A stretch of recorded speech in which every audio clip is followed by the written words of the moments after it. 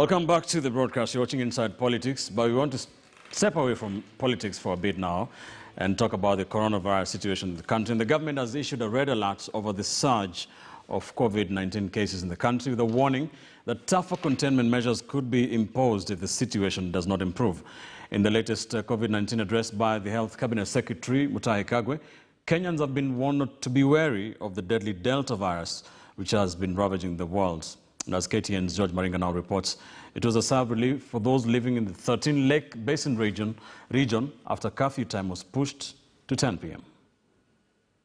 60 days after the last presidential address on COVID-19 and the guidelines which were to expire tonight, the nation waited with bated breath for an update.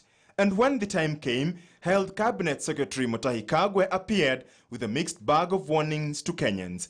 While efforts in the western counties have borne fruit, all is not well in the fight against COVID-19.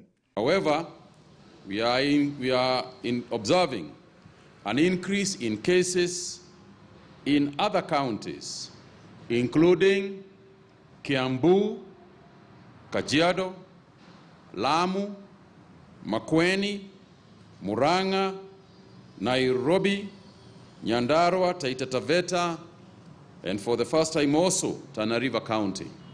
After a review of the containment measures, the government has announced the following. For starters, all public gatherings and in-person meetings of whatever nature have been suspended countrywide. In this regard, all governments, including intergovernmental meetings and conferences, should henceforth be converted to either virtual or postponed. To the places of worship, in-person worship should be limited to a third of the capacity of the venue in strict adherence with the guidelines and protocols of the Ministry of Health. Following the advent of the Delta variant, Kenyans will have to be extra cautious. Hotels and eateries, on the other hand, will continue to offer their services in strict adherence of the Ministry of Health protocols. While the cases may have gone down in the Lake Region counties, the nationwide curfew is still on. The hours of the ongoing national curfew to continue across the country from 10 p.m. and 4 a.m. This applies now to the counties in the Lake Region as well. In his last address, President Uhuru Kenyatta issued a strict warning on politicians holding political gatherings. However, the super spreader events have been the order of the day, as it appears that the main responsibility now lies with Kenyans. At the end of the day, it is the average Kenyan who is suffering. It is the average Kenyan who is going to have this problem. It is because of those kind of people that we have to take measures that may cost Kenyans jobs. It is because of those kind of people who are acting in a manner that will send you to hospital. According to the CS, data has showed that there has not been an increase in cases among learning institutions, while morbidity and mortality among school-going children has been low. However, all levels of government have been urged to up their game on availability of oxygen in hospitals across the country. This even as 945 more people tested positive for the virus in the last 24 hours. The positivity rate in the last few weeks has been above 10%.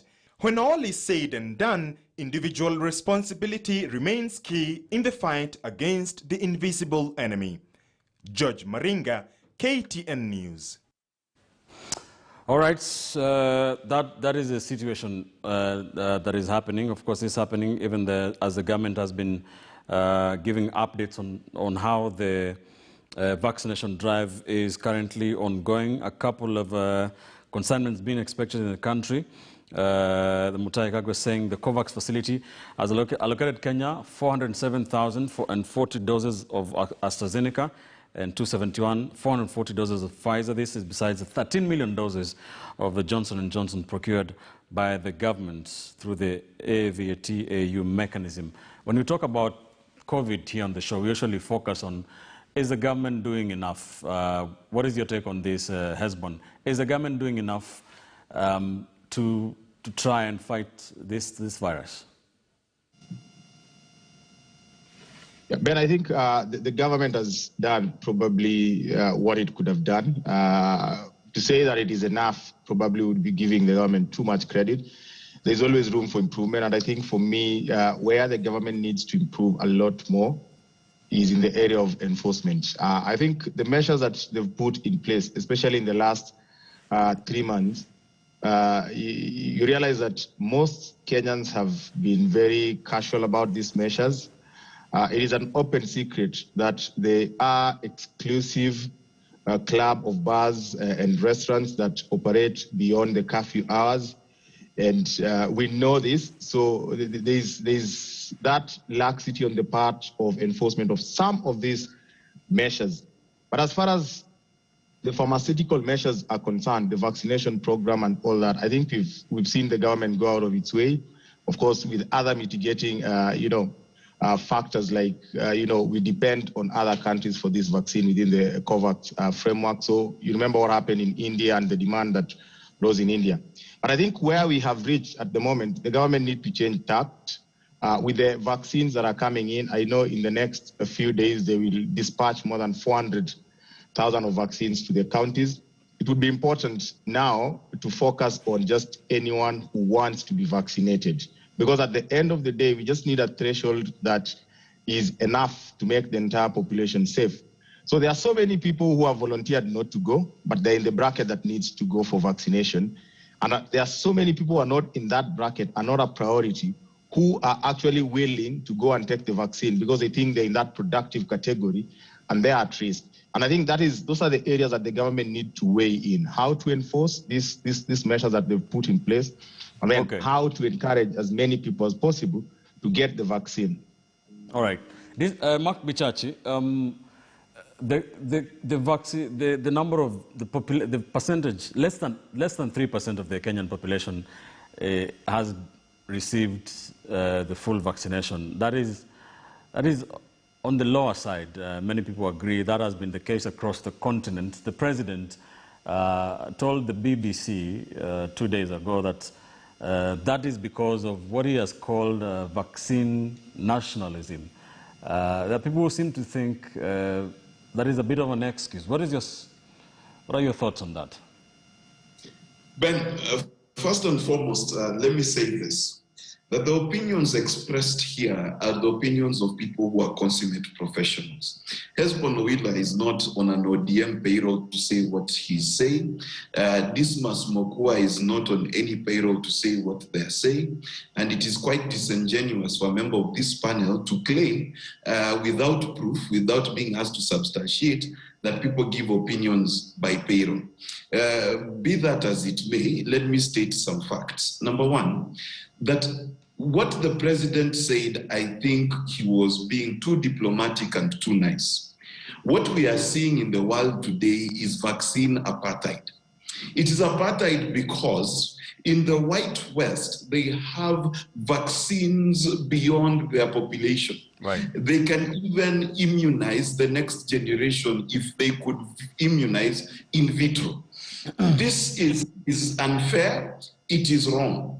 We know it is unfair because KEMRI was one of the facilities that was used to develop some of these vaccines. We have Kenyans who volunteered to test out these vaccines. How is it then that Kenyans have to beg to be given vaccines, yet number one, we are willing to pay. We signed up to COVAX first.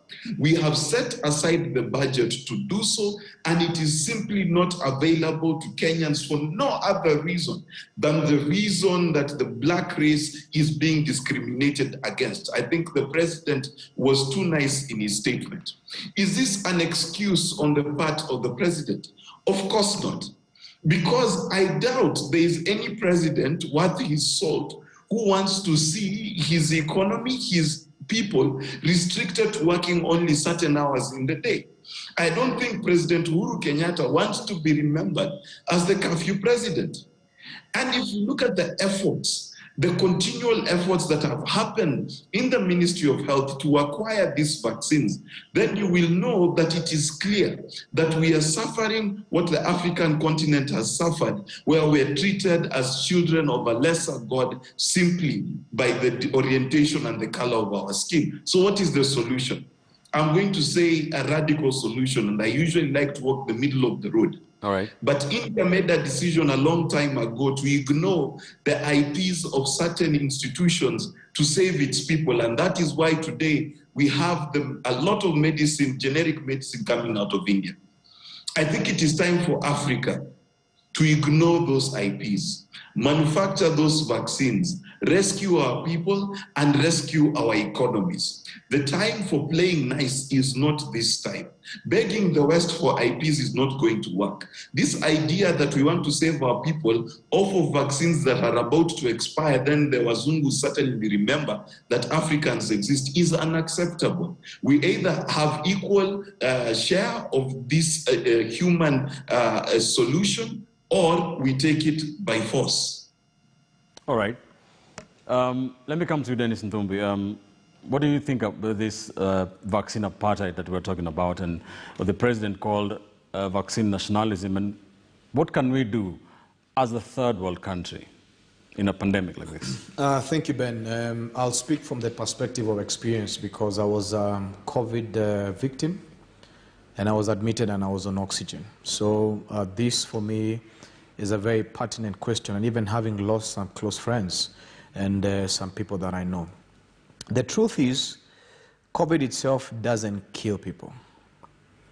What kills people is access to healthcare or access to anything that supports treatment at the end of the day, and also the concept of enforcement and what is available to the general public in terms of information and thereabout. So this conversation about vaccine hoarding, it is true to say that 14% of the population globally that sit within rich nations are hoarding and sitting on plus 50% of the vaccines globally. And it's because, of course, they have the production capacity. And, they own the algorithms and whatever it is that they are. While Africa has largely been the guinea pigs in terms of testing the efficacies of these vaccines. I think the truth of the sort is that we must not sit here, hypocritically and be pretenders, imagining that we have to blame the West for our own unpreparedness and lack of helping our people. Ben, the truth is, are we going to blame the West for the cost of Medicare in this country? Today, if you're infected by COVID-19, there is no healthcare insurance that will come through for you. In other nations, they're giving oxygen for free. In this country, you buy oxygen more than the most expensive car thereabout. So the question that the government must address now is not even the fact that they have hardly vaccinated 3% of the population. They need to address the concept of access to healthcare. Almost 2 years when COVID started, we can't start having conversations that ICU beds are inaccessible. My friend the other day died in Mbagathi Hospital, and it was a conversation circling around access to oxygen. You know, the government needs to zero rate the cost of oxygen at the end of the day. Access to Medicare is the biggest conversation. The affordability aspect is the biggest conversation that this country and governments needs to have. So that we don't discuss Kenyans as statistics. Ben, I personally have friends out there in the development world and through Israel. They contacted me that when India was hit, because India is one of the biggest producers of vaccines, and they had to take care of their own people. And what happened is that they told me, we have access to a lot of these. And when I interrogated the measures, and to be very honest, I spoke to the CS and I said, you know what, you have problems accessing. I have a pathway for you to access. And then I realized part perhaps the most critical issue that we have in this country is that we don't have money set to buy these vaccines. Okay. And that's why we are getting third-rate vaccines and something that is almost about to expire. So it boils down to preparedness by the government. We are buying through platforms of Africa CDC and other platforms that the global markets are buying, the double dose at about $27, but we are set to buy at about $7. The issue is that when you look at it from an economic standpoint, we are disadvantaged, but yet when you look at back home, we have been raising money for COVID, thereabout. So the government needs to address one critical thing, that whether you're vaccinated or whether you have the concept of herd immunity or not, you can access Medicare without thinking that you have to sell your house, you have to sell your land. At the end of the day, COVID is so brutal and so instant that if you're not ready financially in this country, you're likely to go. All right. Dismas, COVID has hit us differently as a third world country. Has the government been prepared enough, more than 1 year down the line, in terms of vaccinating its population? Well, I would say that they've not been prepared. But to put it in context, we must appreciate that every single country and their leadership, wherever there's a crisis like COVID, they'll act to serve their selfish interest. So if there's a surplus of vaccination, say, in the UK or in the US, that is the responsibility of every president to ensure that there's enough and there's even a surplus for their population. So that if there's a deficit in Kenya, we can't start blaming Joe Biden, that they've got a lot of stocks and we say that there's nationalism or apartheid. Now, having accepted that reality, then it's upon us to be very proactive in trying to get those doses coming to Kenya. So, in my view, what the Ministry of Health and Foreign Affairs, of course working with State House, should have done is to be very proactive. Even if they need to pitch tent at the UN or in New York or in London, they need to do that so that we've got a surplus. Okay. And that is a situation which is obtaining in South Africa today. When you watch their media, they say that people are being requested to go to the nearest township to go and get the vaccination, and there is no deficit at all in South Africa. So we shouldn't even start blaming race, because South Africa is predominantly black. They've got a black president, and ask ourselves, how is it that President Ramaphosa is able to have enough doses for the population, and South Africa is Africa, while in Kenya we are struggling. We have to wait for President Kenyatta to go to UK, and then we get some contributions. Now, you begin to ask yourself then, what is the responsibility of the Ministry of Foreign Affairs and the Ministry of Health when you've got a crisis? They're supposed to be proactive in all these cities with manufacturers and begging them, because we're in that position. Then number two, as we address the healthcare crisis, we are not addressing the economic crisis occasioned by COVID. There are many people who are in trouble and they were expecting that the government would give us incentives, but that has not happened. Now, when you go to the third issue, the Uhuru administration had told us that it had invested a fortune in having national facilities which are solid and also having county facilities which are solid. Now, with the COVID crisis, it has exposed us that it was all CISO, no stake. The way Dennis has indicated, how do you explain to anybody that you have an oxygen crisis in public hospitals, and we had been told that that was a killer of the, or rather a key pillar of the Jubilee administration. Some of these things defy logic. So that when President Kenyatta is talking about COVID, when he's in the UK and he's given very eloquent speeches to Sky News and BBC, but Mura back at home, while Mura would be impressed by that speech, she still wants the dose. And it's unfortunate that there's nobody who is taking that personal responsibility in Kenya. All right. Ishmael Nyaribo, have the final word on this. The president talked about research. Is research the way to go rather than focusing on buying the vaccine? Yeah, in fact, I want to, also mention along what my colleagues have said about intellectual property rights. This is an area where before you are given rights, you definitely do either lobbying, you do the research part, and you own it yourself.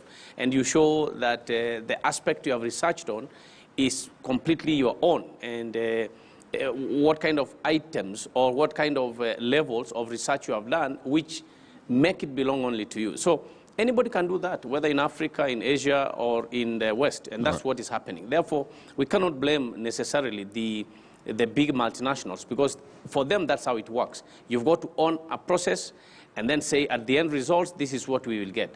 And I've seen that Uganda mentioned they were trying to get into that. So I don't think Kenya is stopped from engaging in deep research and making sure that we have our own vaccines. Ben, I also wanted to comment about the quality of these vaccines. A client came to my office and said that she knows a person who had done 2 jabs, the 2 required, jabs, and apparently that person had died. I mean, definitely, I don't have the actual facts, but the quality of vaccines that are being brought to Nairobi should be looked at. Ben, lastly, let the citizens be careful. Quite honestly, if we are very careful, even when COVID is next room, we will not be infected. This has been confirmed. It is when people are careless, they are not wearing masks in the office place or in the meetings, when they are moving so close by, so that if we are really careful, and let's not take care of ourselves only, but our neighbors. When you look at Mutai, every time he's talking to the country, he's not speaking his own words. These are things contained in the Public Health Act. This is the law. This is what the Constitution says, that the state should take care of its people and their health care. So when you see people being despiteful or careless in the way they live, and then they come back and now blame the government, I think that's not quite fair to the government as well. Now, lastly, again, Ben, corruption has brought about mismanagement of COVID state in our country. This is true. I'm not even talking about KEMSA. I am just talking about the whole process of procuring, the whole process of ensuring that meetings. When you look at politicians, they say today don't have meetings, and then they are going to have political rallies tomorrow. So I think people should be careful and ensure that they keep the health protocols so that we don't have all these infections happening every time. All right, thank you for that. Very good point there. Kenyans being told, even as the Ministry of Health tries to implement and enforce those guidelines, the latest one being ban on all public gatherings, of course, Kenyans being asked to show personal responsibility in these things as you do your things and events. And of course, the political class has also been on the spot for this. We have seen several public political rallies being held by these politicians. They have been branded as super spreaders. So, of course, those again on the spot, even as Kenya tries to curb the spread of coronavirus. Let's take a quick commercial break here on the program.